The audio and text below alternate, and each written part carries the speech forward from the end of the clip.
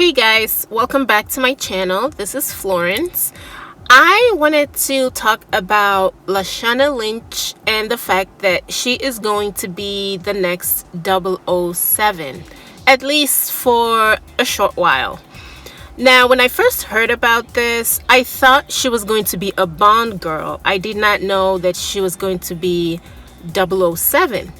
But I recently just learned that she was going to be 007, and it is crazy, and I really want to congratulate her because there's never been a female 007 before. There have been lots of Bond girls that are black, well, not lots, but about 4 or 5, and that's also a big deal. But yeah, she is actually going to be 007, and I think it's going to be very temporary because while the previous 007 is, I believe, on hiatus, her job will be to convince him to return from exile. So she's going to be the acting 007 until he returns. That's why I think it's going to be very temporary, probably just for this particular movie. And I think she's going to do a great job. She's very gorgeous. She has a very striking look. And yeah, congratulations to her. By the way, if you guys did not know, Idris Elba really wanted to be the next 007. He was dropping hints to the producers of the franchise, but I guess they ignored him, which I'm kind of being petty, but I'm excited that it went to a black girl because considering what black women have been spearheading with all these political movements, and yes, they spearheaded most of it, even though they never get recognized for it. I'm glad that it went to a black girl because I feel like people automatically assume that it should go to a muscle-bound black guy, but no, it went to a black girl. Now, I want to say something that I have noticed with dark-skinned female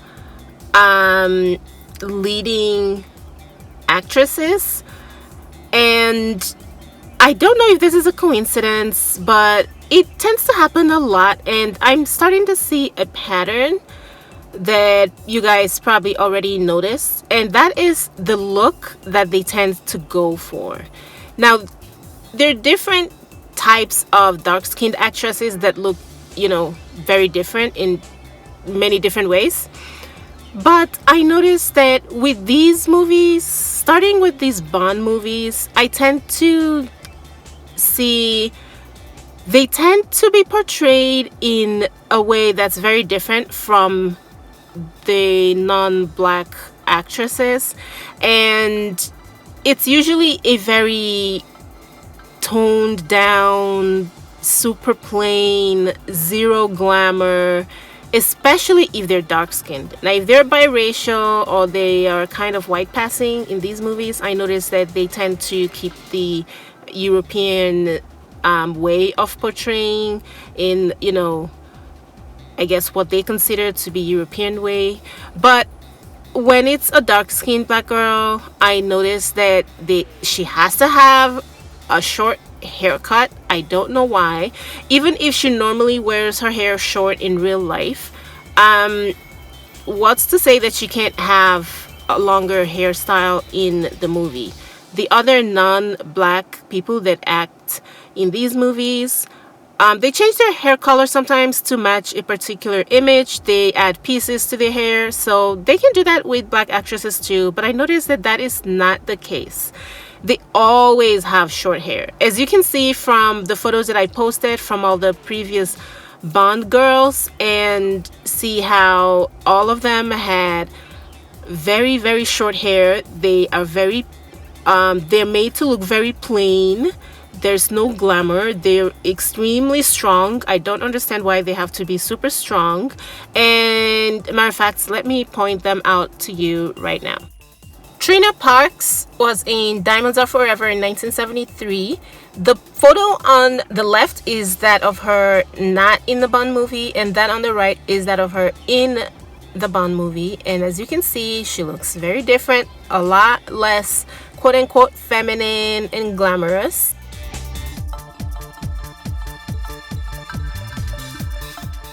Gloria Hendry was in Live and Let Die in 1973 as well. And you can see the clear difference. Like, what's wrong with her? Why do they always have to have their hair in the exact same way? All of them. Every single one of them.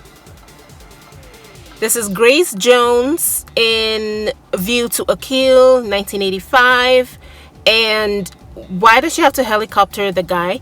Grace Jones has a very crazy style, so I can't really blame them. But at the same time, really, she does glamour just as well. Now, she's not dark skinned, but Halle Berry also just had to have short hair. I don't know if it's a rule that when you're black, you have to have short hair in Bond movies or in many other Hollywood movies, but that's Halle Berry.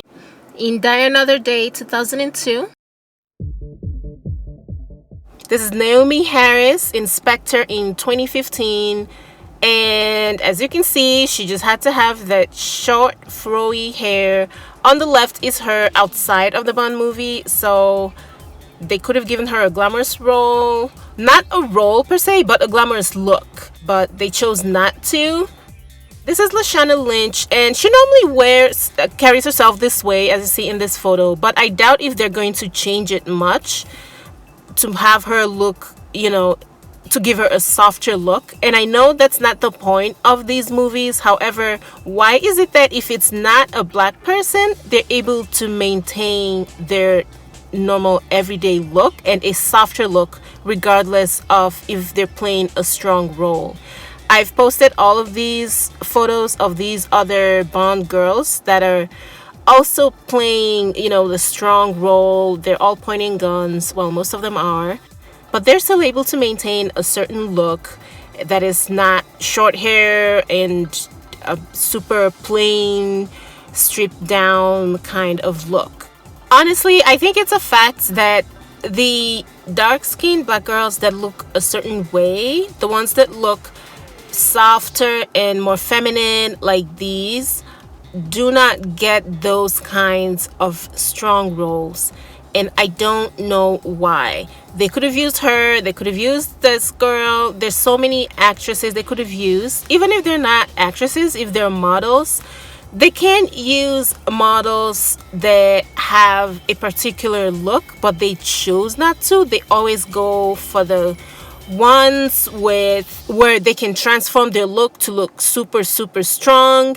And even if they can't do that, they will find a way to either cut their hair, shave their hair, or just give them a very typical masculine, strong, short hair look. But they do not do that with the other actresses that are not black, especially the ones that are not even real actresses but are models, but they are chosen and allowed to maintain their softer look. So it's crazy. I don't know why. I think it's something that got started a long time ago and producers just sort of kept up with it. But I think it'll be ridiculous to not think that it's kind of a planned thing where they want the dark-skinned black girls to have a particular look, and that is the look that they choose to go with. They simply refuse to cast the dark-skinned girls like the ones I've shown right here. A lot of them are actresses, by the way, and a lot of them are models. They refuse to cast those girls that break that stereotype of the strong, macho seeming, physical, short hair, just going hard kind of girls.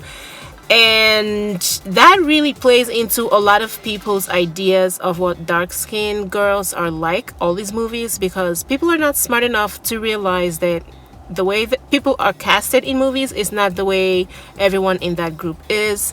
People just take what they see and run with it. And I do really want to congratulate the milestone that Lashana has made. So this is not to say that they should have given it to someone else.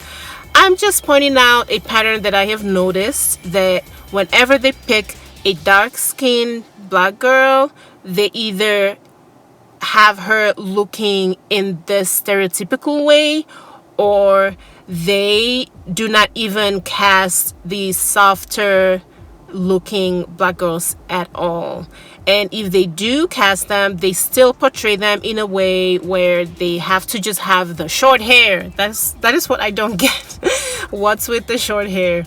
It cannot be a coincidence that they all have short hair in the movies. It is not a coincidence. There are way too many black actresses out there with normal hair and that are skinny, not like super muscular, not that are, they're dark skinned, they're pretty, they're feminine, they're soft looking, but somehow they always end up with the short hair or the no hair and the stripped down and just made to look really like opposite of what they make the white and other non-black actresses to look.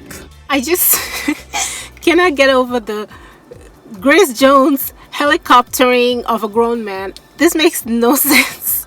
It makes no sense whatsoever. Anyway, that's all I have on this. Thank you guys for watching. This is just an observation, and like I said, congrats to Lashana that she is actually 007, not just a Bond girl. Thank you guys for watching. See you in my next one. Bye guys.